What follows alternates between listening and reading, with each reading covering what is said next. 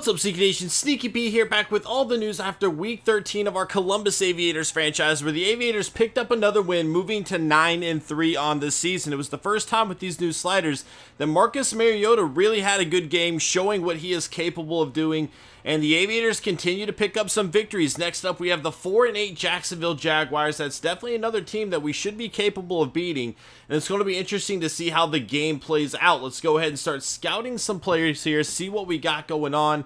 Again, I still kind of want to improve the secondary. It might be a good idea to find another wide receiver at some point, though right now we do feel pretty comfortable with the guys that we have here. Scrolling down the list, not really anybody else there. Safety-wise, let's see if we have anything. Not bad. I'd much rather have better zone coverage in this situation. The coverage traits for safeties are always so low, it seems to be, coming out of the draft. Now, I always say this. I always scout the players, and I'm like, well, there's not a single good safety here. This happens every single time I've done a draft on this new Madden. And just about every single time, there's always another guy or a few players ranked as an 80 overall or higher in the safety department. So I don't quite know what exactly I need to be looking for here to figure out the situation. Good play recognition. That might be a good third-round pickup right there. Definitely going to be a playmaker, a guy who can force some fumbles, get some interceptions. I don't know what his coverage traits are. That does worry me a little bit, but he definitely has some attributes that could work for us. If he has a good combine, that's a guy that we're going to have to keep an eye on. Jimmy Lucas right there. Moving forward here, let's see what we got going on. Now, we've already played the Jaguars once, I believe. Let me double check on this. It's been so long with the move and everything, I'm a little discombobulated. Yeah, we already played the Jaguars, so we've already seen their lineup. We know what they're working with. Let's go ahead and focus on some other things. We can look at some stats around the league. Obviously, we need to see the weekly awards right now. We're doing a good job getting some money right now. I'm happy with that. $64 million is pretty solid for what we usually tend to do in these modes. Matt Ryan winning the NFC Offensive Player of the Week. 20 of 30, 351 yards, 5 passing touchdowns for him. Cox with 3 sacks and 7 tackles there. Tamba Ali, 4 sacks and 9 tackles for the Chiefs there. And then Julian Edelman with 6 catches, 136 yards, and 3 touchdowns for him. Pretty solid game, considering I don't think they have Tom Brady anymore. Looking at the yearly awards, let's see what we got. Aaron Rodgers leading the way in the MVP vote. Ryan Tannehill coming in at number 2. Drew Brees 3. DeMarco Murray at 4. The Eagles still 12-0, trying to put together an undefeated season. It's going to be interesting to see if they can win these last 4 games and make the unlikely happen, and if they can continue following that through into the Super Bowl. Marcus Mariota for the Aviators is going to be at number 5 here. Joe Flacco at 6. Andy Dalton 7. Matt Ryan 8. Alex Smith 9. And Robert Griffin III doing a great job with the Eagles. I feel like we should go look at the Eagles stats. I feel like we need to do this because they are just straight up balling out right now. I didn't mean to do this stat.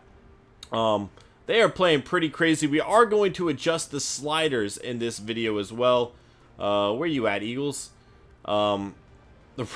He's not even playing all that great to be in the MVP discussion. If anything, it should be Tyrod Taylor. He doesn't have near the yards, but a much better touchdown to interception ratio here. Very interesting stats from this team right now. Obviously, DeMarco Murray is indeed having a great season. They're getting a lot from all of their running backs here. Sproles doing a good job, and then Robert Griffin running the ball for 5 touchdowns as well. Receiving the ball, again, not seeing a whole lot here. Obviously, they do have some good players in place, but very interesting that this team is just dominating the way they are. Kiko Alonso doing a good job for them. Sacks-wise, there you have it. They are putting pressure on the quarterback. 13 sacks for Brandon Graham, 12.5 for Connor Barwin, and Fletcher Cox with 9.5.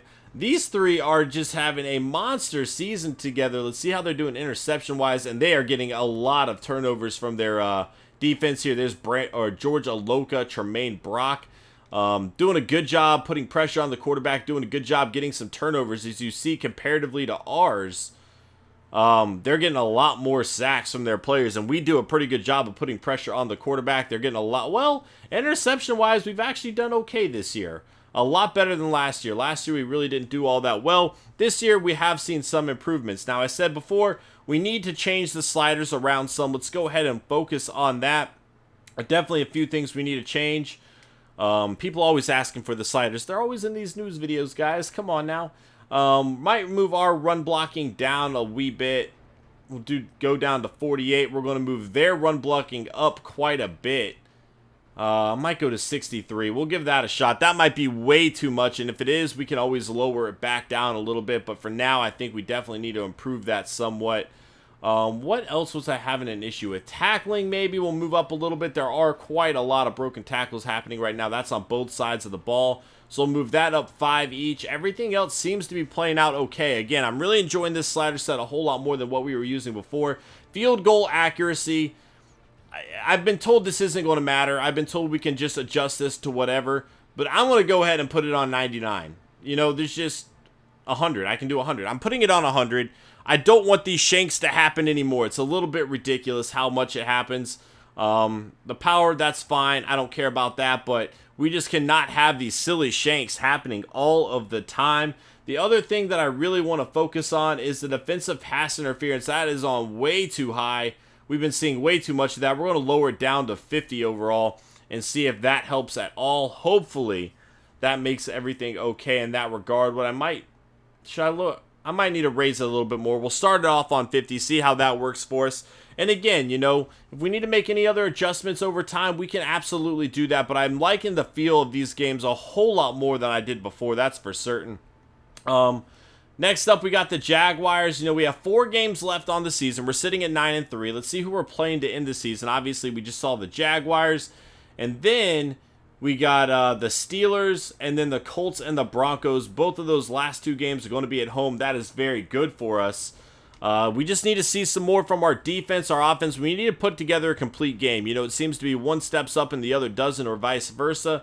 I don't really know. Hopefully, we can finish this season out strong. Let's actually check out the rest of the standings here. Kind of see what the AFC playoff picture might be looking like. So the Dolphins, and actually right now, we are in a wild card game spot. I thought for sure there'd be an opportunity for us to get that first round bye, but it is not the case right now. We need to take over the Ravens here. We need the Ravens to lose. Maybe we have a tiebreaker over the Dolphins. If the Dolphins lose too, I don't know. But we need to kind of keep the pressure on these other teams. Otherwise, we might fall out. Now, granted, we do have a 2-game lead over the rest of the playoff picture right now, so we're sitting pretty right there. But I would like to get that first round bye if we can. The Eagles, on the other hand, obviously 12-0. They are set. The Seahawks and Packers each 9-3. The Saints 8-4. 49ers down here at 6-6. Buccaneers and Vikings following out that list as well. So let's see. The Buccaneers have that last playoff spot right now at 6-6. Wow. So again, we're looking at like another season. A lot of teams. Nobody's really dominating right now. I mean, 7-5 is a playoff spot right now. Obviously, anything can change, but that is going to be it for this episode. I feel like I am forgetting something. I don't know what. Again, it's been a long time. It's been like 2 weeks since I've been able to record one of these with the move and everything. So if I am forgetting something, I apologize. Remind me in this video, and I can make up for it in the next one, I hope. And thanks for watching, guys, and I'll see you next time. Later.